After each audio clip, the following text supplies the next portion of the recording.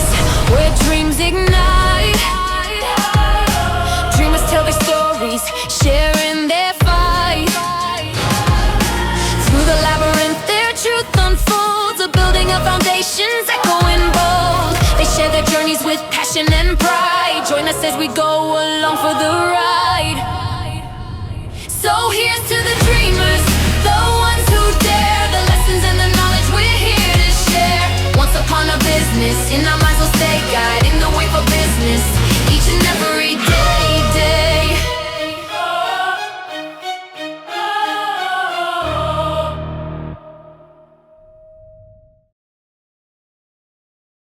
Hello, I'm Melanie Santostefano, and I want to welcome you to the very first episode of the Once Upon a Business podcast.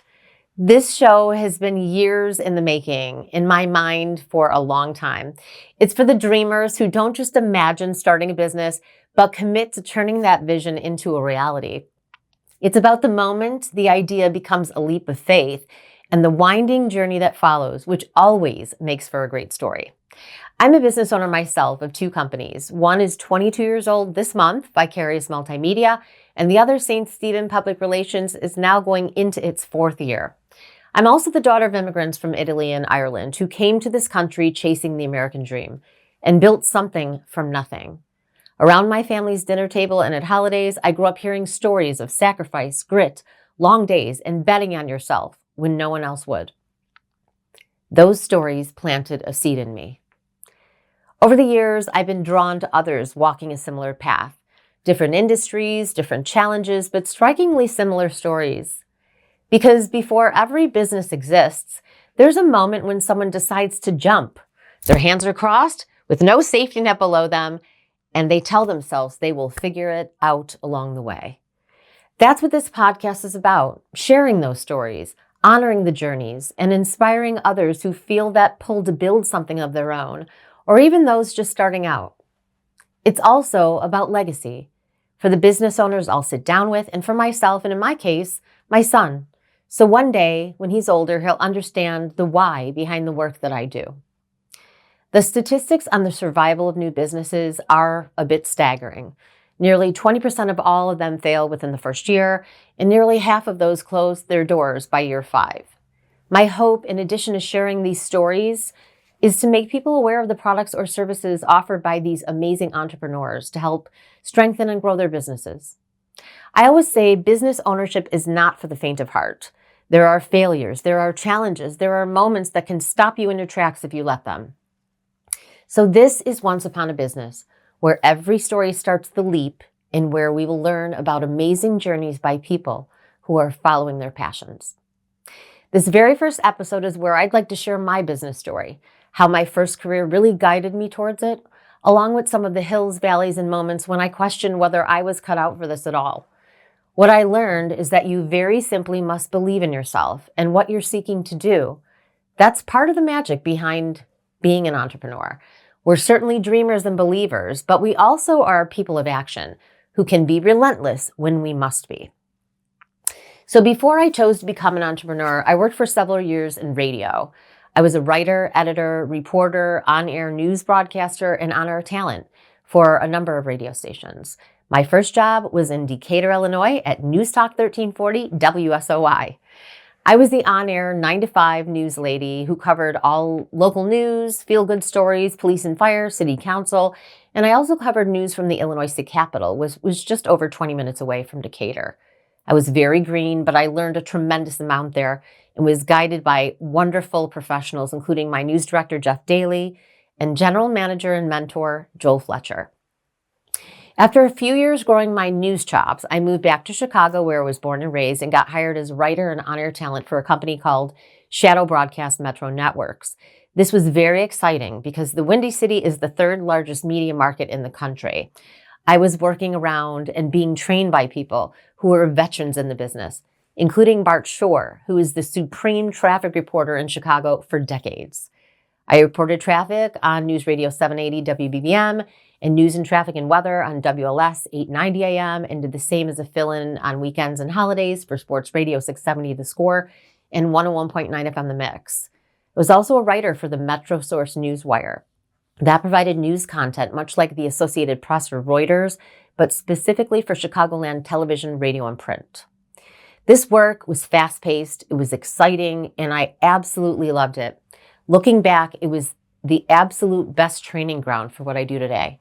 I'll never forget the pulse of the newsroom. The buzz of it was electric and completely inspiring. And I felt like it was where I belonged at the time and where I was honing real skills. But over time, I did start to feel a shift. Advertising began to take over, and I was reading more ads than news. I decided to leave radio news and got what was a plum job as a morning talk show host at 102.3 FM in the northern suburbs of Chicago.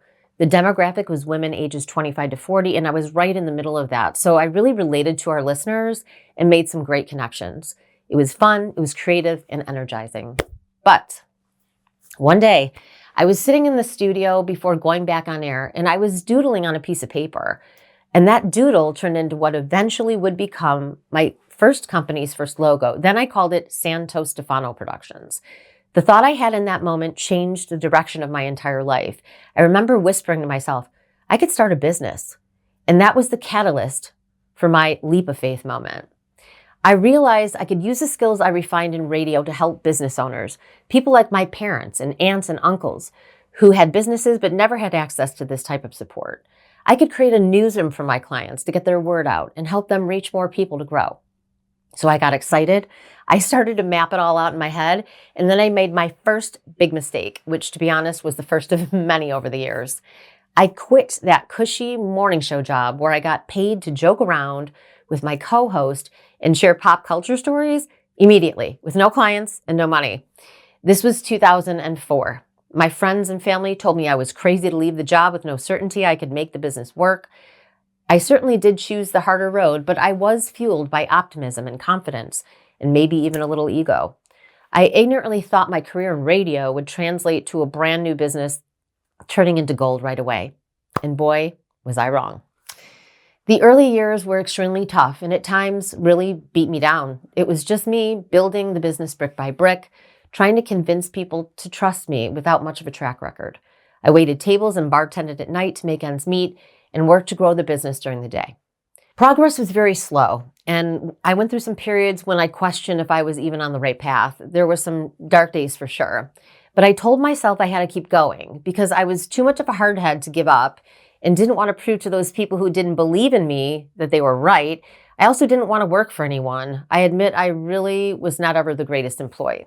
So my mind was made up and I dug in. In 2006, I met Sean Jackson, who is a valuable part of the company to this day. He's incredibly creative and talented and leads our website development and management, graphic design, and video production services. He is also the creator behind our medieval AI intro video to this podcast, which I am in love with. The AI version of me in a full coat of armor, on horseback, speeding to the castle, and pushing through challenges all along the way until I get there really does embody the journey of a business owner, as we all have to push through obstacles that could slow us down or stop us if we let them. Over the years came more tests and trials, along with some successes. Our clients grew and our team grew, which presented their own set of challenges in managing growth. The company and I began to get recognized for our work through some amazing accolades and awards, which reaffirmed to me I was right where I should be. In 2008, I became a mom, which is always a balance, and took time away from the business to focus on raising my son, which meant rebuilding once again when I came back full time. So it was a bit like starting over. But by 2012, 2013, we were gaining some real traction and working on a lot of interesting projects for businesses and nonprofits. Now, in 2015, a pivotal moment came when the Buffalo Grove Village manager named Dame Bragg, who is a great friend of mine to this day, saw me speak about digital communications at an event. We started working on a project for the village to bring social media to them. At that time, it wasn't widely used by local governments like it is today. This first project evolved into my company becoming the outsourced communications department for the village for nearly 8 years through a monthly retainer. And this completely changed the trajectory and the model of how I structured the business and our client engagements. Before this, we were quite literally going from project to project, and at times it was either feast or famine. Providing services through a monthly retainer model began to take hold, and we gained more clients doing this, which provided stability and predictability and, frankly, consistent money coming in, so I could continue to grow our team. Our name up until 2018, first Santostefano Productions, then Vicarious Productions, but then in 2019, I decided we needed to rebrand to make sure our name lined up with all the services we were providing, because even though we were doing video productions, which is what people thought, we were also doing so much more. Today, we serve villages, cities, and townships, businesses, nonprofits, and professional associations by creating strategic multimedia communication systems and processes that work. The majority of our clients are on monthly retainer now, though we do manage some very interesting projects as well. We've partnered with many clients for several years to well beyond a decade, managing content creation for everything from websites to social media to newsletters and a wide range of video productions, including TikTok and YouTube Shorts, because attention spans are getting smaller by the day. We're a nimble team that is cross-trained wherever we can be and are dedicated to telling our clients' stories by vicariously understanding who they are, what they do, and how they provide value for their customers, clients, and stakeholders. Part of the glue that holds it all together is our lead account manager, Jamie Barr, who's been with us for nearly 12 years and not only keeps our team, but our clients all on schedule. Through years of experience with crisis communications, first on the news side as a reporter, and then while working with clients to manage the narratives in crisis, I realized the service being provided through Vicarious Multimedia was becoming more of a specialty, and it deserved its own home. So in 2022, I launched St. Stephen Public Relations, named after the English translation of my last name, Santostefano. And the logo strongly was inspired by that logo I sketched way back when, so many years ago in that radio studio. I will say it's very meaningful for me to have my name on this agency. It makes it real personal. So in addition to crisis communications consulting and training, St. Stephen also does media trainings, so our clients can be the trusted source of information at critical times. It's extremely rewarding work to see an organization become prepared and come out on top amid a crisis or other challenging situation. At St. Stephen, we also manage traditional public relations and public information campaigns, in addition to political consulting for local government elected offices only, meaning mayors, trustees, aldermen, school board, park district, townships, as well as referendums. And we've had some great successes over the years. There is a caveat, though. We work only with individuals and groups who we believe are working for the greater good and not themselves. Our tagline at St. Stephen is campaigns by champions for the greater good. And my vow is to stay true to that. An example would be during the last election cycle, we had 7 individuals request proposals from us, and we only chose to work with 2. This was not due to bandwidth. It was because those 2 individuals I believed were running for elected office for the right reasons, meaning to serve others as public servants. One of those was the mayoral race in Arlington Heights, which was won by our client and my friend, Jim Tenalia, who is a huge advocate for this community he grew up in and where he and his wife, Cindy, raised their 4 children and where he has had his own business for more than 3 decades.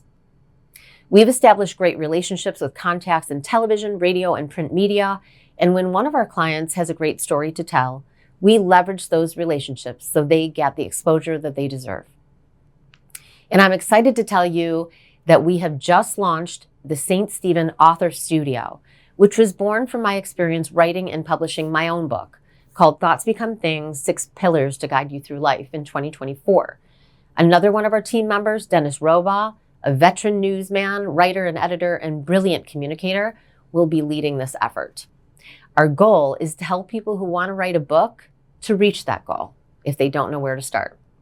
So yes, I've built 2 businesses around communications, wrote a book, and now I have begun a public speaking career doing keynotes based on the messages and themes from my book for personal empowerment and for also leadership.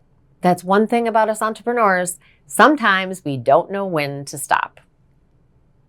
I do feel blessed, but also really humbled to be able to lead these businesses and other efforts that all center around my passion. I do believe that is why Vicarious Multimedia has lasted for 22 years, why St. Stephen will continue to grow, and why I will continue to work very hard to inspire others to reach their greatest potentials. So, what are the lessons I learned along the way? Mindset is everything. I don't believe there are problems. I believe there are only challenges and then there are solutions. And there is always a solution, and sometimes more than one. Seek out mentors and learn from them. And when you can, become one. I had many people along the way to look up to learn from, to admire. And now I pass that on through internships and supporting other business owners, whether that be personally or professionally. Never give up and never surrender. Don't take no for an answer if you believe you're doing the right thing and it should be a yes. Find another way. And if you're considering starting a business, my strong suggestion is that you must have a real passion for what you do. Just like I mentioned about me with communications, because it is the fuel that keeps the fire burning, and then nothing can stop you. The world will try to push back on you. That is something I can literally guarantee. It will not be easy, and there will be failures, which is actually how we all learn and grow, if you pay attention to those valuable lessons. So this is my story of challenge, growth, and the amazing opportunity I have to be a business owner and live my own American dream. I don't ever forget the groundwork laid by my own family. Without their sacrifices, I know I wouldn't be where I am today. And it has certainly been quite a journey so far. So in future episodes, we will have a lightning round of questions, 3 of them, just to get to know the person or people we're interviewing a little better outside of their business. So I asked Dennis to create some questions for me, and here they are with my answers. Question 1. What is the first thing I do to set my mindset for the day? A specific habit or mantra, or does it simply start with a strong cup of coffee? Well, there's absolutely coffee. It's probably the first thing that I think of when I wake up, coffee. Then comes my workout, where I can kind of get some activity, get the blood flowing, get moving for the day, and a little bit energized. And then it's about taking 15 minutes every day in quiet peace, whether I'm listening to my music maybe, or just quiet, sipping my coffee out on my back porch, just kind of relaxing and getting ready, because 8 a.m. starts and the phone starts ringing and the texts start coming and the emails start coming. Okay, so question 2. Who are my mentors, people that influenced who I am and what I do today? Well, I mentioned both my parents were business owners. I had an aunt and 3 uncles, and I heard stories from all these people, so they were certainly guides. But the biggest one was a man named Harold Lellman. I worked at a country club when I was a teenager. My parents were going through a difficult divorce. Economically, things were very challenging, and college didn't seem on the horizon for me. I did want to go. And Mr. Ellman encouraged me. He not only told me he believed in me, he told me I could do anything I wanted to do if I set my mind to it. And in addition to that, he directed me towards scholarships to help me. And I always think without him, I don't know what exactly I'd be doing, because his belief in who I was life-changing. And I really not only suggest looking for mentors, but as I said before, being a mentor where you can to encourage younger people. Question number 3, if I wasn't running Vicarious Multimedia and St. Stephen Public Relations, what completely different career would I be tempted to try vicariously? That's a no-brainer. I would love to be a college cheerleading coach. And it might sound a little bit crazy, but I think it connects very strongly with what I do. I did cheerlead in junior high, high school, and also when I moved to Decatur for that first radio job, I got into cheer coaching for little girls, and I was just in love with it. And I look at college cheer, and it's so athletic and powerful and inspiring. I just don't think you can have a bad day, and you want your team to win, rah, rah. And I feel like that's who we are at Vicarious and St. Stephen. We are cheerleaders for our clients. So I feel a commonality, but yeah, if I wasn't doing this, I would do that. So in closing, if you or someone you know is a business owner and there is a story that will educate, enlighten, motivate, and inspire others, I invite you to email us at engage@vicariousmm.com. We do have interviews already in production and a lineup of amazing business leaders to highlight in the coming months. I will say that our team does vet potential guests prior to booking them to ensure we are aligned and it's a good fit. And that's just a friendly FYI. In our next episode, I'm going to keep you in suspense, but we will hear about an amazing business journey of passion and perseverance and a true American dream story. Once Upon a Business will be back in early February from right here in the Vicarious Multimedia Studios. To stay up to date when the next episode drops, you can follow us on Facebook, LinkedIn, or Instagram. Just visit vicariousmm.com for the social media links, or be notified by subscribing to our YouTube channel at youtube.com/wearevicarious. Until then, keep dreaming and always remember, thoughts become things. Thank you for watching the Once Upon a Business podcast. Once upon a business where dreams ignite. Dreamers tell their stories, sharing their fight. Through the labyrinth, their truth unfolds. A building of foundations, echoing bold. They share their journeys with passion and pride. Join us as we go along for the ride.